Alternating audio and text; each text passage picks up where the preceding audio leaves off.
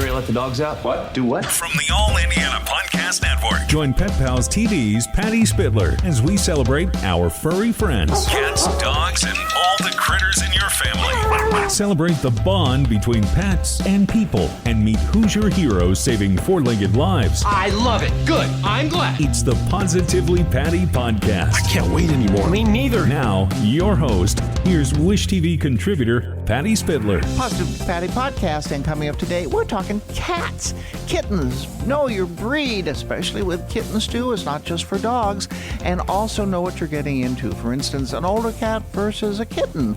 How can kittens have more kittens? Yes, they can start at 6 months of age. So we'll talk with KJ, our kitty correspondent, our cat expert, and find out more on the Positively Patty podcast. And now on the Positively Patty podcast, we have the Positively Enchanting.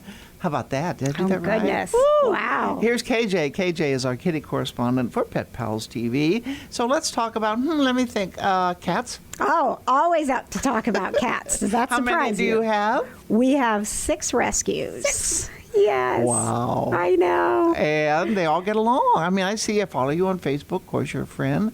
And let's talk about that first. You've got a kitty. You want another kitty. How do you introduce them together?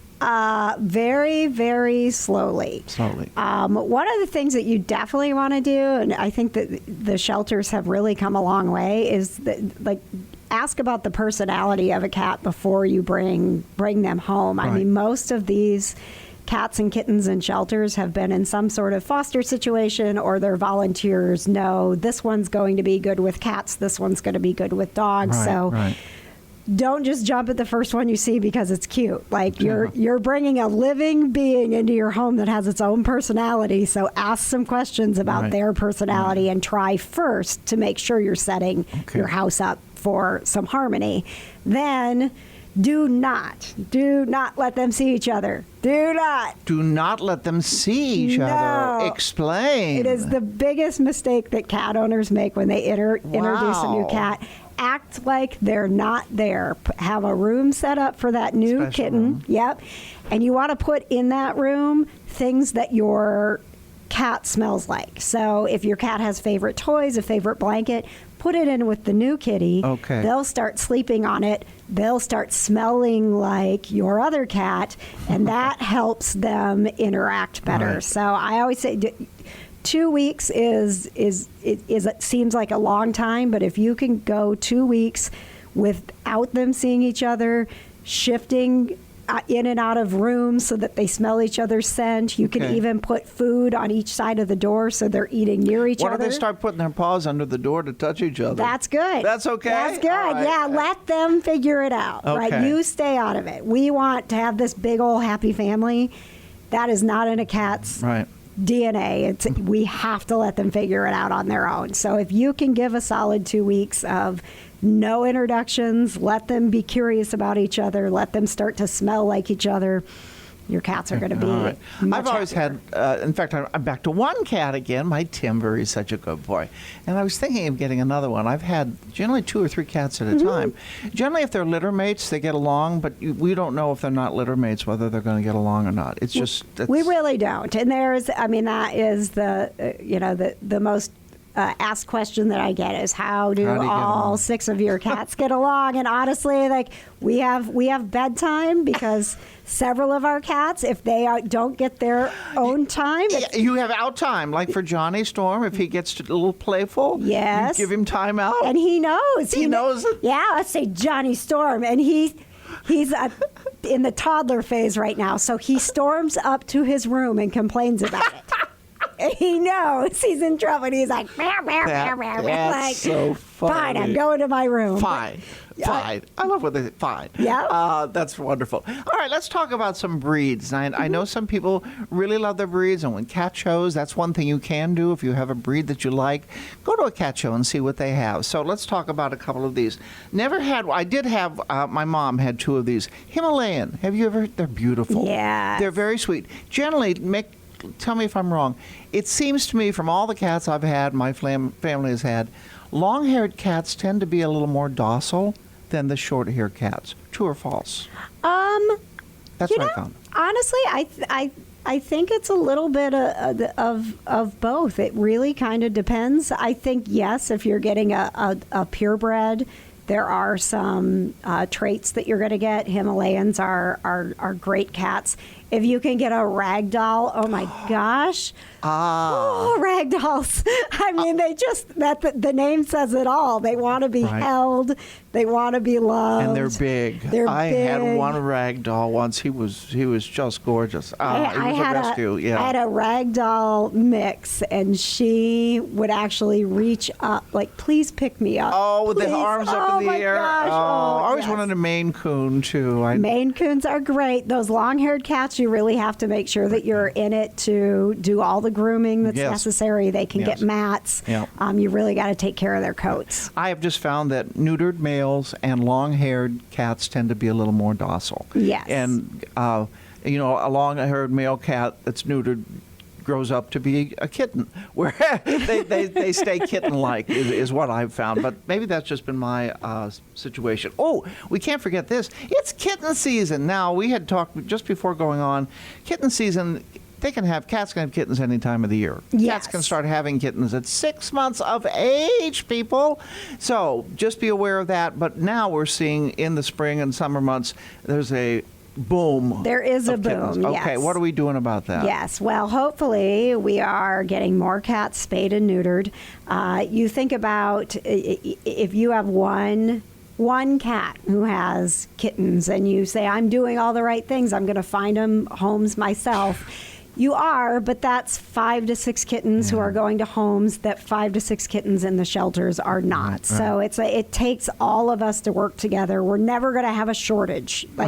Please get your pets spayed and neutered. The greatest problem we could have is a problem where we don't have enough cats, and then we'll solve that. But right now, it's too many. Too many. And like you said, it's a lot of times we think that spring and summer are it, and we get through it. But I have a story coming up on Pet Pals TV of 6 kittens and a mother who we rescued just hours before that big snowstorm hit on Valentine's Day. February. I mean, these were 3-week-old kittens in February. Yep. So it can happen at any time. And if you've ever had an opportunity to talk with someone who does cat rescue, it absolutely it breaks their heart that we have more cats than we have homes. And they work so many hours and are so passionate about the cause and saving every kitten that they can. They've done it's like a pyramid thing with a tom and a queen, and if over like 7 years they could have 700 cats. Yes. Something like that. That's how one can make a difference. Yeah. It can turn into 700 in no time. Now, obviously, all of those wouldn't survive out, if they're feral, but that's another. Let's talk about feral cats too. When you find a feral cat, yes, spay and neuter, and that's when you see that little tip at the top of their ear. Yes. They've been tipped, which means they have been vaccinated and neutered and all that. But generally speaking, I had a former feral, but she wouldn't have been adopted by anybody else. Ferals generally don't take them to the shelter. No. Trap, neuter, and release where they were found. And one of the ways that we've made a lot of progress with that, and if you happen to come across a cat that you think is feral and you have questions, is look up your community cat program, because almost every community now has they're community cats. There is usually a colony manager somewhere nearby that might say, yes, that is my cat, and he gets fed, he gets taken care of, he belongs outdoors, he's not a domesticated cat. So, and if you have an issue with feral cats in your neighborhood, they will come in and help get everybody spayed and neutered so that slowly and naturally that population diminishes. Also, they're less destructive when they're fixed. So you get them all fixed and they can live in harmony with you and be outside their entire lives. And then you won't have to worry about pesticides or anything, because they're good little catchers, little mice and all those little things. I know a friend of mine, you probably know her, Shannon Cagle. She has some kitties because she has a barn. Yeah. And they're barn cats are what they call. Out in the country, sometimes if they, these make very good animals to stay outside, and they keep the chipmunks down and the rodents and all those things. So, and that's the natural way to do it. So Absolutely. That's a good way. Okay, let's go back to some other cats here to talk about. You've had a Siamese. You have a Siamese, don't you? I have a Siamese. Oh, that's right. I see the pretty face. Tell me about their traits. People, I've never had a Siamese. They're talkative, aren't they? Siamese are so talkative. They are wonderful, but they are high maintenance in that they typically do not lose their energy. So you have to be ready to run your cats out. Wait, let me, when you say run, go to KJ's Facebook page and you can see she's, let me tell you this, friends. She's running around her house with a string behind her with the cats jumping all over her. You really give them a workout, don't you? Yes, I do. And you a workout. Yes, it's great. I get my steps in, I get my cardio, and they get there. So they wake up from a nap and they're naturally, it's time to hunt, right? And so they hunt, then they eat, then they bathe, then they go back to sleep. And that is your cat's pattern. So if they wake up and they're ready to roll, they're going to find something to hunt, right? And each other or something. Each other, or pull the blinds out or do something. Yeah. So you say, good morning, hop up, let's go. And you run with a string around the house for 10 or 15 minutes. And you give them a nice little meal, and then they are happy to lay near you and nap and sunbathe. It's just it's interesting to know with Siamese cats in particular, going into it, that there is an investment of time into making sure that they are happy cats. And part of the reason we have purebred rescues and Siamese rescues is because people get them and don't know what to do with them. And then when the Siamese gets frustrated because they don't have a healthy outlet for their energy, then you'll see them getting aggressive. They're frustrated. They don't know what to do. It's so many times when we see that, you get them in the right home with someone who can give them that attention they need, and they are the wonderful, sparkling personalities that they should be. Oh, I want to thank you too, and also my friend, my assistant Rita Rose. She got me one, and then I got one, a scratch pad. Yes. On an incline is what, and my Timber is using it. This is the first cat I've had that I have not taken the front claws out. That's so great. Well, and but before, happy. I got to admit, I've never had a trouble with that before. But I know that if you can, and you should, please leave their claws in. I've always left the back in, but these also have been indoor cats. They didn't go out. But then I see these pictures, and I'm like, I don't want to do that. So Timber has been using, thank you, Timber, for using his little, I can hear it when it goes over there and he scratches. And so far, everything's good. So thank you for that. Another cat I want to talk about that you did a story on recently, the Sphinx cat. This is a naked kitty. Tell me about a naked kitty. Well, first of all, the most common misconception of the Sphinx is that it is a cat from Egypt. Yeah, I heard that. I hear that all the time. They're from Canada. They're from Canada, of all places. The most revered cat in all of the lands is from Canada. Sphinx was the name because of the way that they present themselves. Yes. They look like the Sphinx of Egypt, but they are not from Egypt. They are, however, very, very affectionate cats. They are wonderful pets. They love, I think some of it is because they do get cold because they don't have their fur, right? And so when you touch them, which I have, they're really warm. Oh, I mean, so because the warmth is coming out of them. But yes, they like to cuddle too. They're extremely vocal. They're extremely loving. You know that you have to do a little bit of bathing because they don't have the fur to collect the oils that a normal cat does, but they are absolutely fantastic pets. And any owner who has them will usually tell you that they're the only cat they're ever going to have.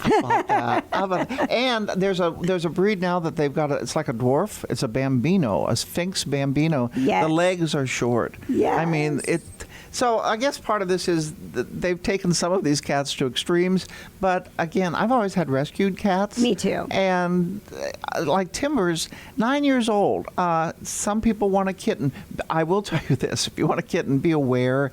They need probably you need to have a lot of energy. Yes. Because they're going to want to explore. They're going to want to crawl up your leg. They're going to sit on your head. Trust me, I know that.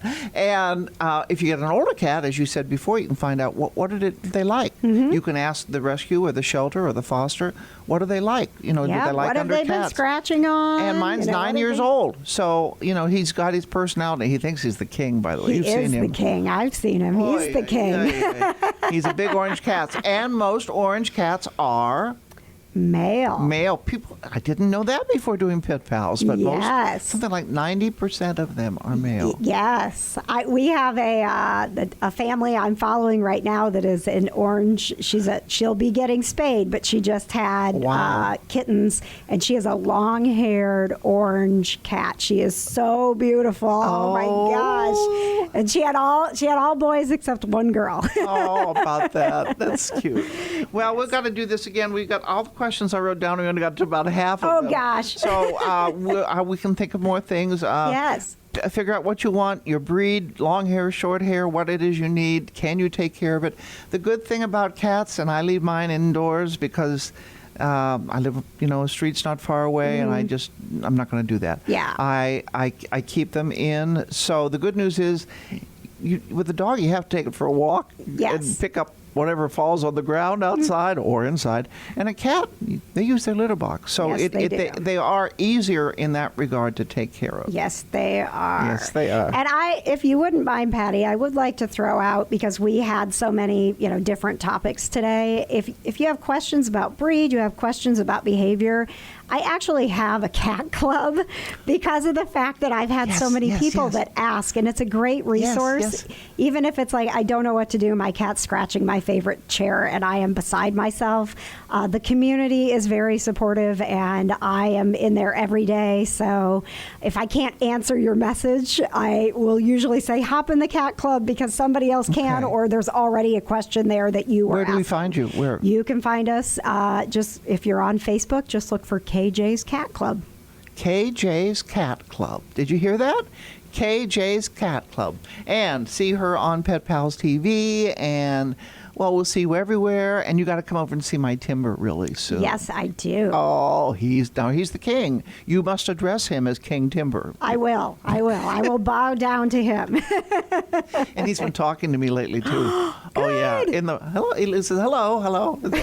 I know, I'm crazy. I talk to my dogs and cats. It works for me, right? Works for you too. Thank you, KJ. Always. We'll see you again. Okay. You got it. All right. That's it for Patty's Positively Podcast. Patty, yeah, you know what I mean. We'll see you here next time. Take care. Kitty, kitty.